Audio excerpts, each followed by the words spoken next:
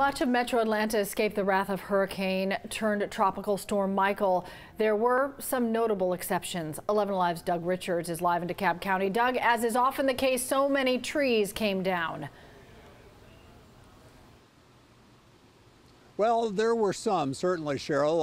Obviously, most of the trees survived, I suppose, is the way you could look at it in a glass is half full sort of way. The house behind me was a particular problem. It's a 63-year-old house. It existed in perfect harmony with the 100-year-old or so tree in the yard over there to the left until early this morning. The folks living in this 3-bedroom house in the Stone Mountain area were snoozing away at about 2:30 this morning. That's when a wind gust grabbed the oak tree in their yard, uprooting it and sending the trunk of the massive tree squarely onto the roof of their house.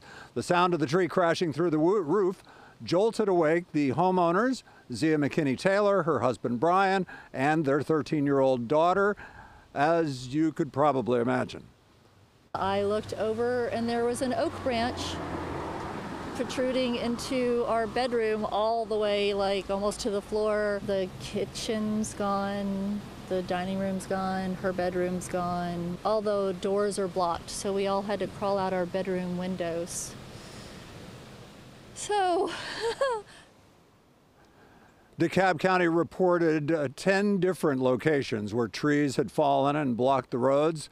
This was another oak in the Stone Mountain area. There was another one in Fulton County, which blocked Rock Springs Road in the Morningside community of Northeast Atlanta. The Taylors, who have lived here for some 15 years, called a tree removal company.